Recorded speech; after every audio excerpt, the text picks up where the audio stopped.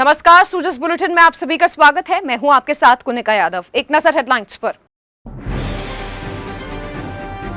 उदयपुर दौरे पर मुख्यमंत्री ने किया स्वर्गीय खेमराज कटारा की मूर्ति का अनावरण। कहा, राजस्थान सरकार की योजनाओं से हर वर्ग को मिल रहा फायदा। उदयपुर के सर्किट हाउस में मुख्यमंत्री ने की जन सुनवाई। आमजन की समस्याएं सुन दिए निस्तारण के आदेश। स्वास्थ्य और सामाजिक सरोकारों से जुड़े मुद्दों को समझेंगे मीडिया के विद्यार्थी। हरिदेव जोशी विश्वविद्यालय और संयुक्त राष्ट्र जनसंख्या कोष के बीच साइन हुआ एमओयू। मुख्यमंत्री श्री अशोक गहलोत ने सोमवार को उदयपुर के सैटेलाइट हॉस्पिटल परिसर में पूर्व मंत्री स्वर्गीय खेमराज कटारा की मूर्ति का अनावरण किया। मूर्ति के अनावरण के बाद आयोजित समारोह को संबोधित करते हुए उन्होंने कहा कि स्वर्गीय कटारा का जीवन आदिवासी और गरीबों की सेवा में समर्पित रहा और उन्होंने अकाल के समय पर ग्रामीणों के बीच जाकर उन्हें पेयजल सुविधा उपलब्ध करवाकर राहत दी। मुख्यमंत्री ने कहा कि राज्य सरकार हर वर्ग के कल्याण के लिए प्रतिबद्ध है और हम लगातार जनता को राहत देने के लिए कार्य कर रहे हैं। उन्होंने कहा कि राजस्थान में जो योजनाएं संचालित हो रही हैं वो पूरे देश में कहीं भी नहीं है। उदयपुर के सर्किट हाउस में आज सुबह मुख्यमंत्री श्री अशोक गहलोत ने जन सुनवाई की। श्री गहलोत ने जन सुनवाई के दौरान आमजन के अभाव अभियोग सुने और हाथों हाथ समस्या का निस्तारण करने के निर्देश दिए।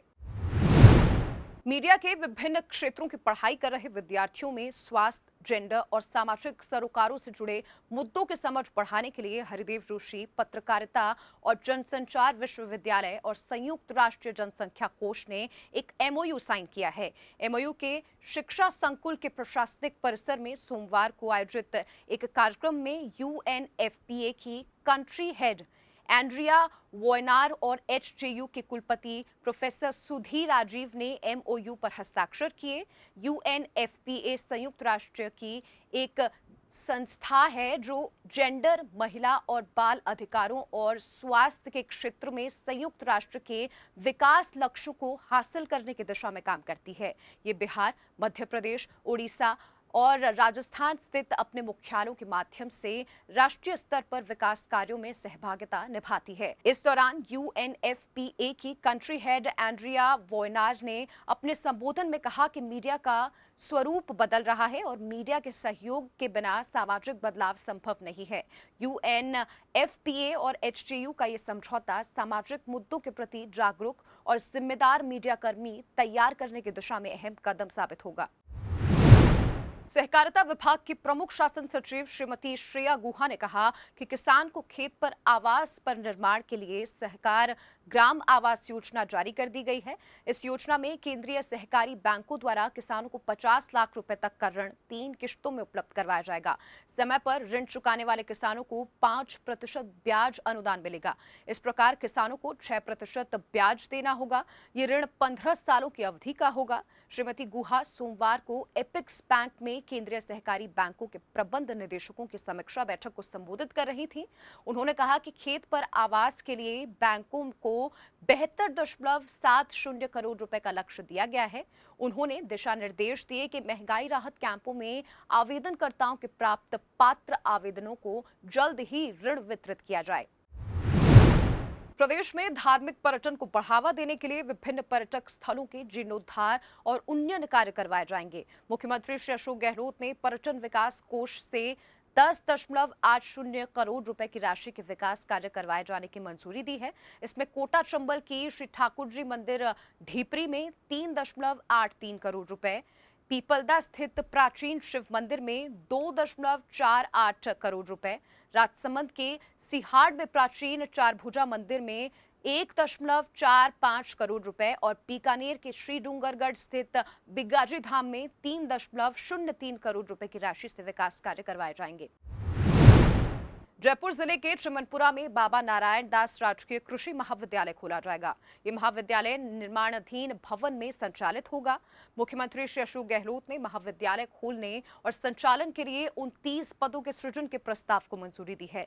चिमनपुरा में अभी वाणिज्य और विज्ञान महाविद्यालय में कृषि संकाय संचालित था, जिसमें से कृषि संकाय को बंद कर नया कृषि महाविद्यालय खोला जा रहा है। वहीं चिमनपुरा में ही पहले से संचालित बाबा नारायण दास राजकीय महाविद्यालय में कला संकाय के साथ अब वाणिज्य और विज्ञान संकाय को भी जोड़ा गया है। ये महाविद्यालय अब बाबा भगवान दास राजकीय महाविद्यालय के नाम से संचालित होगा। मुख्यमंत्री श्री अशोक गहलोत ने बांसवाड़ा के लंकाई में अपर हाई लेवल केनाल परियोजना के तहत अनास नदी पर साइफन निर्माण और मगरदा में 2,500 करोड़ रुपए की अपर हाई लेवल केनाल परियोजना का शिलान्यास किया।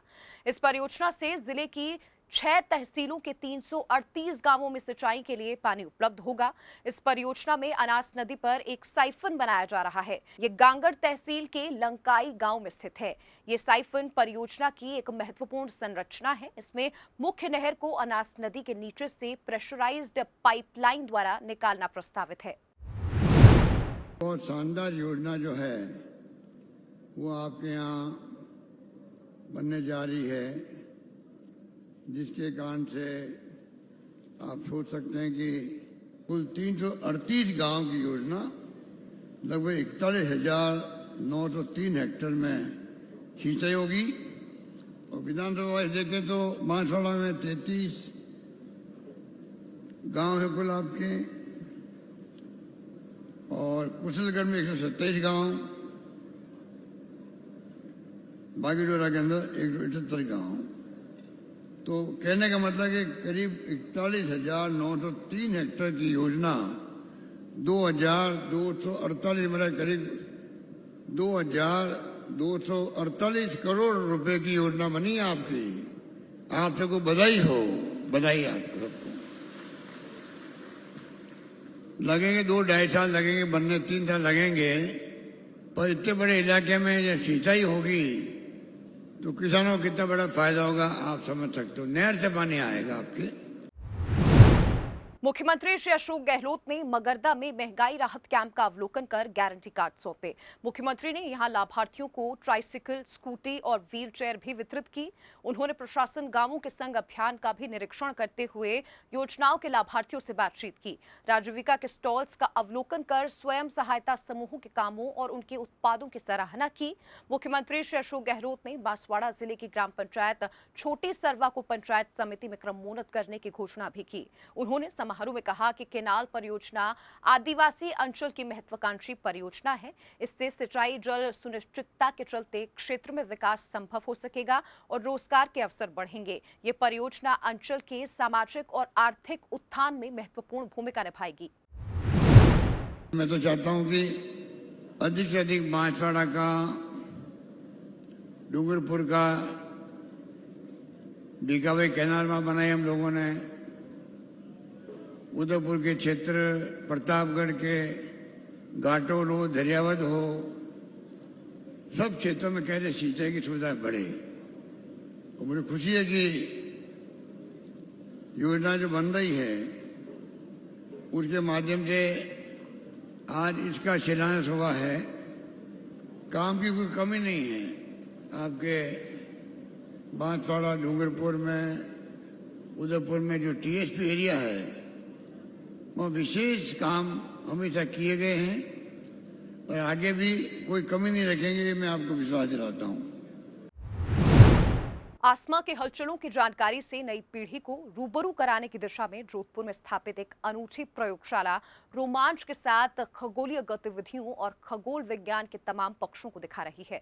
जोधपुर शहर के राजकीय बालिका उच्च माध्यमिक विद्यालय किसान कन्या नागौरी बेरा में परिसर में स्थापित ये इंजीनियर बाबूलाल सांखला स्मृति खगोल प्रयोगशाला आकर्षण का केंद्र बनी हुई है। नई पीढ़ी के लिए वर्तमान की इस अभिनव पहल का श्रेय मुख्यमंत्री श्री अशोक गहलोत की प्रेरणा और जिला कलेक्टर श्री हिमांशु गुप्ता के प्रयासों को जाता है। जिला नवाचार निधि योजना के तहत 3,49,000 की राशि से इस प्रयोगशाला के उपकरण और साज सज्जा का काम किया गया है। इस प्रयोगशाला में 20 से ज्यादा वर्किंग मॉडल्स प्रदर्शित हैं।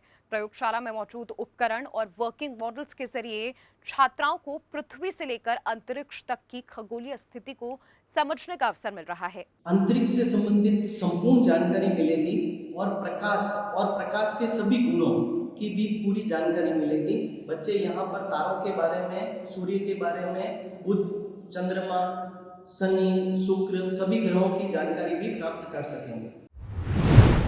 सो जस्ट बुलेटिन में फिलहाल के लिए इतना ही, फिर होगी मुलाकात, तब तक के लिए नमस्कार।